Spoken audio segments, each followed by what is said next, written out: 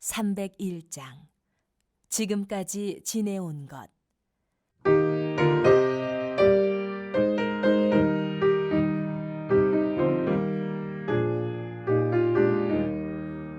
지금까지 지내온 것 주의 크신 은혜라.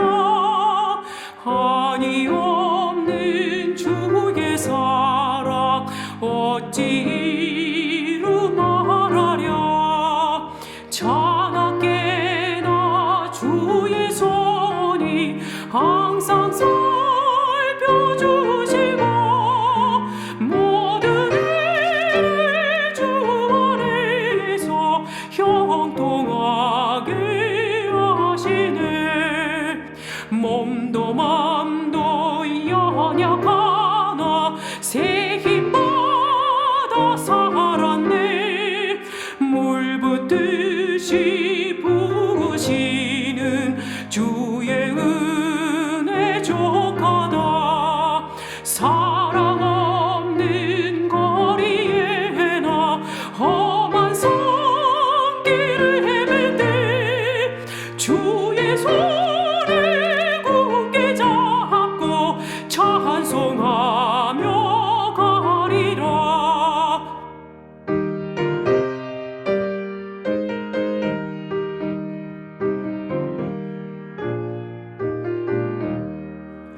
주님 다시 배울 날이 날로 다가와.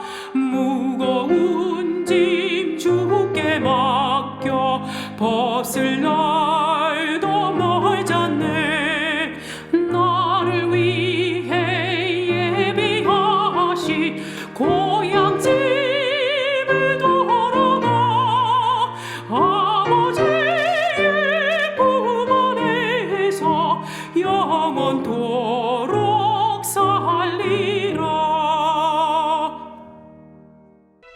그 후에 아하수에로 왕의 노가 그침에 와스디와 그가 행한 일과 그에 대하여 내린 조서를 생각하거늘 왕의 측근 신하들이 아뢰되, 왕은 왕을 위하여 아리따운 처녀들을 구하게 하시되 전국 각 지방의 관리를 명령하여 아리따운 처녀를 다 도성 수산으로 모아 후궁으로 들여 궁녀를 주관하는 내시 해계의 손에 맡겨 그 몸을 정결하게 하는 물품을 주게 하시고 왕의 눈에 아름다운 처녀를 와스디 대신 왕으로 삼으소서. 왕이 그 말을 좋게 여겨 그대로 행하니라. 도성 수산에 한 유다인이 있으니 이름은 모르드게라. 그는 베냐민 자손이니 기스의 증손이요 시므이의 손자요 야일의 아들이라. 전에 바벨론 왕 느부갓네살이 예루살렘에서 유다 왕 여고냐와 백성을 사로잡아 갈 때에 모르드게도 함께 사로잡혔더라. 그의 삼촌의 딸 하다사 곧 에스더는 부모가 없었으나 용모가 곱고 아리따운 처녀라. 그의 부모가 죽은 후에 모르드게가 자기 딸같이 양육하더라. 왕의 조서와 명령이 반포됨에 처녀들이 도성 수산에 많이 모여 해계의 수하에 나아갈 때 에스더도 왕궁으로 이끌려가서 궁녀를 주관하는 해계의 수하에 속하니 해계가 이 처녀를 좋게 보고 은혜를 베풀어 몸을 정결하게 할 물품과 일용품을 곧 주며 또 왕궁에서 의뢰주는 7 궁녀를 주고 에스더와 그 궁녀들을 후궁 아름다운 처소로 옮기더라. 에스더가 자기의 민족과 종족을 말하지 아니하니 이는 모르드게가 명령하여 말하지 말라 하였습니다. 모르드게가 날마다 후궁 뜰 앞으로 왕래하며 에스더의 안부와 어떻게 될지를 알고자 하였더라. 처녀마다 차례대로 아하수에로 왕에게 나아가기 전에 여자에 대하여 정한 규례대로 12달 동안을 행하되 6달은 몰약 기름을 쓰고 6달은 향품과 여자에게 쓰는 다른 물품을 써서 몸을 정결하게 하는 기한을 마치며 처녀가 왕에게 나아갈 때에는 그가 구하는 것을 다 주어 후궁에서 왕궁으로 가지고 가게 하고 저녁이면 갔다가 아침에는 둘째 후궁으로 돌아와서 비빈을 주관하는 내시 사스가스의 수하에 속하고 왕이 그를 기뻐하여 그의 이름을 부르지 아니하면 다시 왕에게 나아가지 못하더라. 모르드게의 삼촌 아비하일의 딸 곧 모르드게가 자기의 딸같이 양육하는 에스더가 차례대로 왕에게 나아갈 때 궁녀를 주관하는 내시 헤게가 정한 것 외에는 다른 것을 구하지 아니하였으나 모든 보는 자에게 사랑을 받더라. 아하수에로 왕의 제7년 10월 곧 데벳월에 에스더가 왕궁에 인도되어 들어가서 왕 앞에 나가니 왕이 모든 여자보다 에스더를 더 사랑하므로 그가 모든 처녀보다 왕 앞에 더 은총을 얻은지라. 왕이 그의 머리에 관을 씌우고 와스디를 대신하여 왕후로 삼은 후에 왕이 크게 잔치를 베푸니 이는 에스더를 위한 잔치라. 모든 지방관과 신하들을 위하여 잔치를 베풀고 또 각 지방의 세금을 면제하고 왕의 이름으로 큰 상을 주니라. 처녀들을 다시 모을 때에는 모르드게가 대궐문에 앉았더라. 에스더는 모르드게가 명령한 대로 그 종족과 민족을 말하지 아니하니 그가 모르드게의 명령을 양육받을 때와 같이 따름이더라. 모르드게가 대궐문에 앉았을 때 문을 지키던 왕의 내시 빅단과 데레스 두 사람이 원한을 품고 아하수에로 왕을 암살하려는 음모를 꾸미는 것을 모르드게가 알고 왕후 에스더에게 알리니 에스더가 모르드게의 이름으로 왕에게 아뢰지라. 조사하여 실증을 얻었으므로 두 사람을 나무에 달고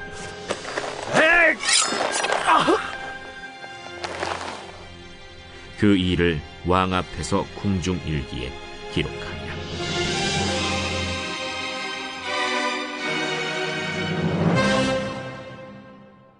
에서서에는 수르바벨에 의한 1차 포로귀환과 에스라에 의한 2차 포로귀환 사이에 일어났던 사건을 소개하고 있습니다. 포로귀환 당시 대부분의 유대인들은 귀환을 포기한 채 살아가고 있었습니다. 왜냐하면 지난 70년 동안 이스라엘 백성들은 이방 땅에 정착을 해서 비교적 안정된 삶을 살아가고 있었기 때문이죠. 그러기에 또다시 척박한 땅, 자기 민족의 땅이라 할지라도 다시금 예루살렘으로 돌아가 새로운 삶을 개척해야만 한다는 것이 상당히 부담스러운 일이고 또 두려운 일이기도 했을 것입니다. 하지만 이스라엘 회복은 하나님의 약속이었습니다. 그리고 하나님의 시간표 속에서 하나님의 방법에 따라 모든 일이 이루어져 가고 있음을 우리는 오늘 이 새벽에 앞으로 함께 읽을 에서서의 말씀을 통해서 알 수가 있습니다. 이스라엘이 페르시아의 포로로 붙잡혀 있을 때 왕의 수상궁에는 당시 왕 다음으로 가는 2인자 하만이라는 자가 있었습니다. 내일 에서 3장을 통해서 우리가 함께 살펴보겠지만 이 하만은 페르시아에 있는 모든 유다인들을 이스라엘 백성들을 살해하려고 하는 끔찍한 계획을 세웠습니다. 하지만 결국 그 교활한 계획이 발각이 되었고 이스라엘 백성들이 극적으로 죽음에서 구원함을 얻게 되는 이야기가 전체 에서서의 줄거리입니다. 오늘 2장 본문에서는 크게 두 가지 사건을 소개하고 있는데 첫째로 2장 1절부터 18절까지 말씀을 보면 에스더가 왕의 왕비로 간택을 받는 사건과 그리고 둘째로 19절부터 23절까지의 내용을 보면 모르드게의 공적이 등장합니다. 모르드게의 공적이 무엇인지는 잠시 뒤에서 살펴보기로 하고요. 먼저 에스더가 왕의 왕비로 간택을 받게 된 사건, 이 첫 번째 사건의 배경을 살펴보면 이와 같습니다. 전장인 1장을 보면 왕의 본처였던 와스디라는 여인이 등장을 합니다. 당시 페르시아는 수많은 정복 전쟁을 벌이면서 영토를 확장해 가는 중에 있었습니다. 1장 4절에 의하면 왕이 전쟁에서 승리를 하고 돌아와 자신의 권력과 자신의 영화를 과시하고자 180일 동안, 즉 6개월이나 되는 시간 동안 잔치를 베풀었다라고 말씀하고 있습니다. 자신의 권력이 얼마나 대단한 것인지를 과시하고 싶었던 것이죠. 왕은 자신의 왕비였던 와스디 또한 많은 사람들에게 보임으로써 와스디의 아름다움을 통하여 자신의 영광을 고양시키고자 했을 것입니다. 하지만 와스디는 어떤 이유에서인지 우리는 알 수 없지만 왕의 명령에 불복을 했고 결국 왕후의 자리에서 폐위령이 떨어지게 되었던 것입니다. 본서에서는 구체적으로 언급되고 있지는 않지만 에스더 2장의 배경이 되는 때는 페르시아가 헬라와의 전쟁에서 패한 직후였습니다. 오랜 시간 동안 전쟁에 시달렸던 왕은 왕후에 대한 그리움에 사로잡혔을 게 분명합니다. 어쩌면 왕은 와스디를 폐위시켰던 자신의 경솔함에 대해서 후회를 하고 있었을지도 모르겠습니다. 그리고 이런 왕의 심경이 변화되는 것을 왕의 신하들이 목격했을 때 그들은 결코 가만히 있을 수가 없었을 겁니다. 왜냐하면 왕의 신하들 또한 왕에게 동조하여서 왕후를 폐위시키는 일에 동참했기 때문이죠. 만일 어쩌면 와스티가 다시 왕후의 자리에 오르게 되면 와스티에 의해서 보복을 당할까 두려운 마음도 어느 정도 있었을 것입니다. 그러기에 신하들은 그러한 일을 막기 위해서 이러한 제안을 합니다. 오늘 본문의 3절과 4절을 보면 전국에 있는 각 지방의 관리들에게 명하여서 전국에 있는 모든 아리따운 처녀들을 수상궁에 모으게 합니다. 그리고 그 중에 한 사람을 왕으로 뽑자는 제안을 하게 되죠. 그리고 이어지는 5절과 6절을 보면 한 사람의 유다인이 등장합니다. 도성 수산에 한 유다인이 있으니 이름은 모르드게라. 그는 베냐민 자손이니 기스의 증손이요 시므의 손자유 야일의 아들이라. 전에 바벨론 왕 느부갓네살이 예루살렘에서 유다 왕 여고냐와 백성을 사로잡아 갈 때에 모르드게도 함께 사로잡혔더라라고 말씀합니다. 본문에 등장하는 한 사람은 바로 유다인 모르드게라는 사람입니다. 6절에 보면 느부갓네살 왕에 의해서 예루살렘이 패망할 때 모르드게도 함께 사로잡혔다고 말씀하고 있는데, 사실 여기서 말하고 있는 모르드게는 오늘 본문의 배경이 되는, 즉 5절에서 말하는 모르드게와는 동일 인물이라고 할 수는 없습니다. 왜냐하면 느부갓네살에 의해서 포로들이 바벨론으로 끌려갔던 때는 오늘 본문의 배경이 되는 때와는 약 100년이 넘는 정도의 시간적 차이가 존재하기 때문이죠. 그러기에 6절에서 말하는 모르드게는 본문에 나오는 모르드게 가문의 어느 한 사람일 것이라는 게 대다수 많은 학자들의 추측과 견해입니다. 이어지는 7절을 보면 그에게는 딸처럼 양육했던 한 아이가 있었다고 말씀합니다. 에스더 2장 7절입니다. 그의 삼촌의 딸 하닷사 곧 에스더는 부모가 없었으나 용모가 곱고 아리따운 처녀라. 그의 부모가 죽은 후에 모르드게가 자기 딸같이 양육하였더라. 모르드게에는 친척이 있었습니다. 그런데 어떤 이유에서인지 우리는 알 수 없지만 그 친척이 모두 죽게 되었고 그들에게 오직 딸 하나만 남게 되었죠. 모르드게는 홀로 된 그 친척의 딸을 외면할 수 없었습니다.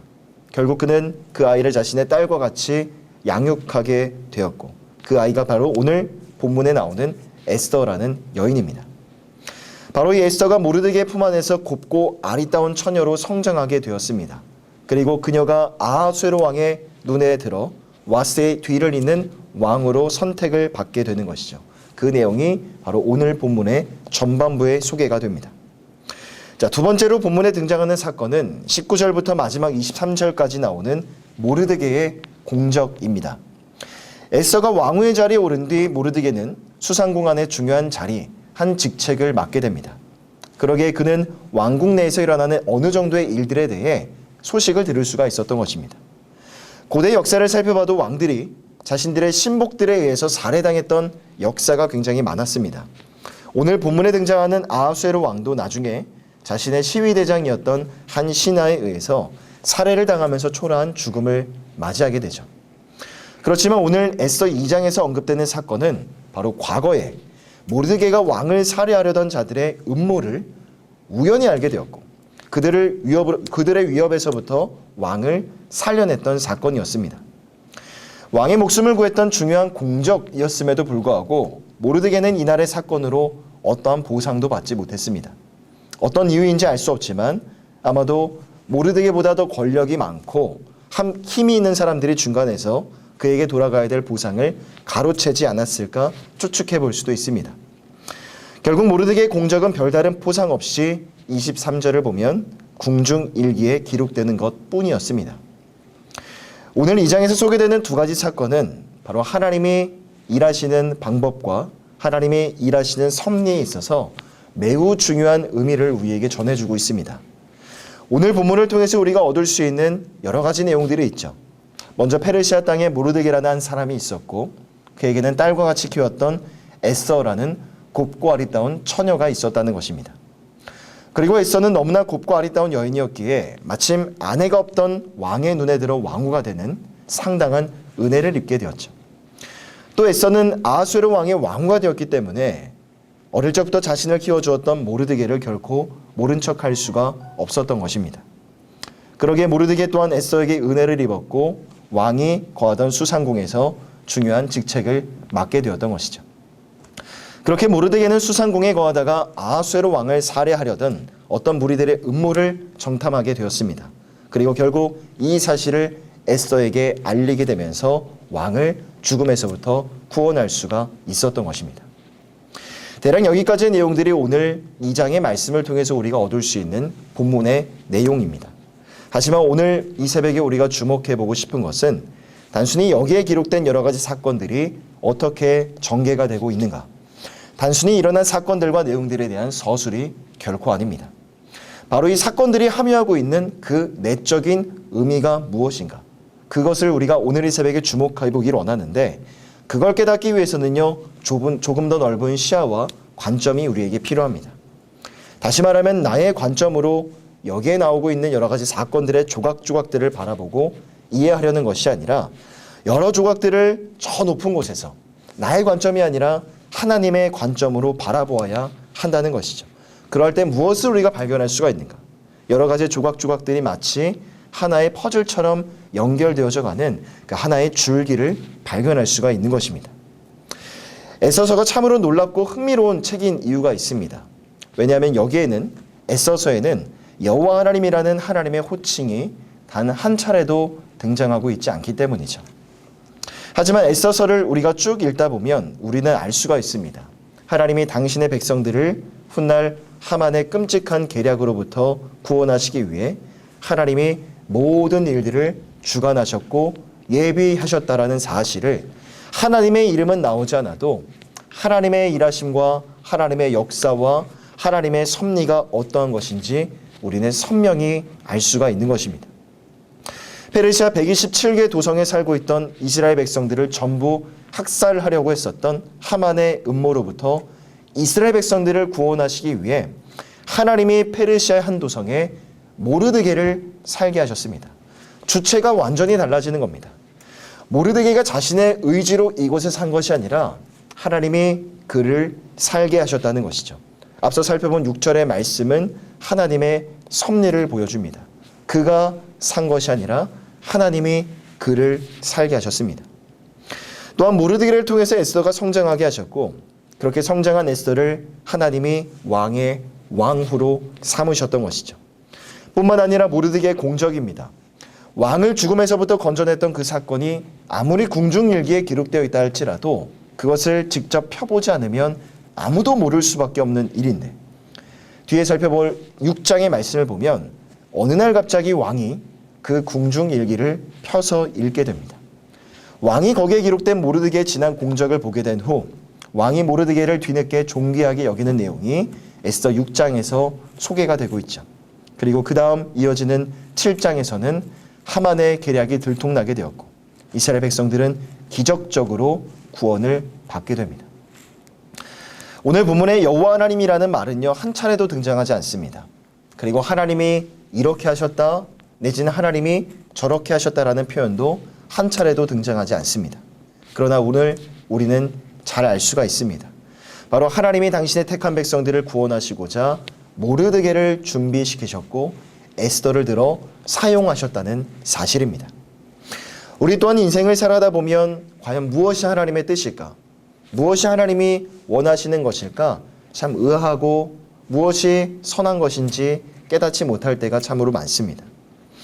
에스더 또한 그녀가 갑자기 왕으로 선택을 받아 왕궁으로 들어가게 된 것, 그것이 무엇을 의미하는지 처음에 그녀는 알지 못했을 겁니다.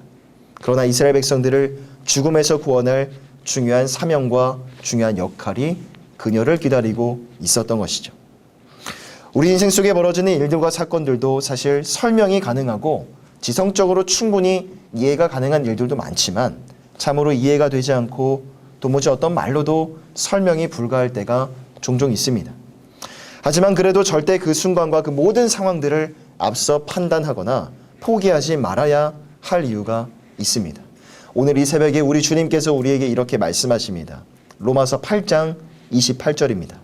우리가 알거니와 하나님을 사랑하는 자, 곧 그의 뜻대로 부르심을 입은 자들에게 모든 것이 협력하여 선을 이루느니라. 하나님을 사랑하는 자, 또 하나님의 뜻대로 부름받은 모든 자들에게 하나님은 우리의 삶에 있는 모든 것들, 여러 가지 모든 조각들을 가져다가 다루셔서 마침내 선한 결과로 이루어 가시는 신실하신 분, 선한 분이십니다. 그러므로 우리 삶에 일어나는 모든 일들, 때로는 눈물이 나고 슬픔이 있고 고통스러운 그런 나날들도 절대로 버릴 게 하나도 없는 것이죠. 오늘 우리에게 주신 귀하고 복된 하루를 살아가실 때, 또한 새롭게 시작되는 한 주의 삶을 살아가실 때 우리의 삶을 붙드시고 지금도 선한 길로 인도해 가시는 그 하나님의 신실하심을 확신하시고 믿음으로 나아가시기를 바랍니다.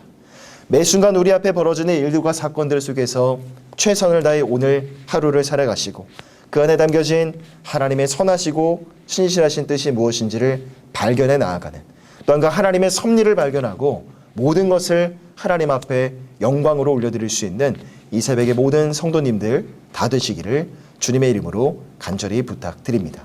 기도하겠습니다. 사랑과 은혜가 풍성하신 하나님, 오늘도 귀하고 복된 새날을 우리 가운데 선물로 허락해 주시고 이 새벽 말씀과 기도의 시간으로 주님 앞에 나아가 오늘 하루의 삶을 주님 앞에 온전히 의탁하게 하시니 감사를 드립니다. 때로는 인생을 살아가면서 무엇이 하나님의 뜻이고 무엇이 하나님이 원하시는 것인지 참 의아하고 잘 모를 때가 종종 있습니다. 하지만 우리 삶의 처음과 끝이 하나님의 주권 안에 있고 우리 삶의 모든 생사화복을 주관하시는 이가 바로 여호와 하나님이심을 고백하며 나아가오니 날마다 말씀과 기도의 시간을 통해서 우리 성령 하나님의 인도하심과 다스림과 통치를 경험하는 우리의 삶이 되어줄 수 있도록 인도하여 주시옵소서. 하나님, 계속해서 2021년 첫 시간을 살아가는 가운데 있습니다. 더욱더 하나님의 임재 가운데 나아가 하나님의 말씀, 하나님의 음성에 귀를 기울이게 하시고 하나님의 그 언약의 말씀이 우리 삶에 또 우리 가정 가운데 우리 인생의 모든 영역 가운데 그대로 이루어지고 성취되기를 기대하고 소망하는 마음으로 한 해를 살아갈 수 있는 이 새벽의 모든 성도들, 서울홍성의 모든 예배자들 다 되어줄 수 있도록 인도하여 주시옵소서. 이 새벽에도 간절한 기도의 주목을 주님 앞에 올려드립니다. 새벽에 도우시고 응답하시는 주님을 바라보며 사모하는 마음으로 주님 앞에 나아갔사오니 아버지 하나님, 우리의 소망 되시고 우리의 생명 되시는 주님께서, 우리의 구원이시고 산성 되신 주님께서 우리의 간절한 기도 가운데 응답하여 주시옵소서. 감사드리며 우리 주 예수 그리스도의 이름으로 간절히 기도하오며 지금은 우리 주 예수님의 은혜와 하나님의 사랑하심과 성령 하나님의 교통하심의 은혜가 지금도 당신의 시간표 속에서 우리의 인생을, 우리의 삶을 빚어가시는 그 하나님의 선하심을 바라보며 믿음으로 주님 앞에 나아가기를 결단하고 소망하는 모든 성도들 머리 위에 이 은혜가 영원토록 함께 있을지어다. 아멘.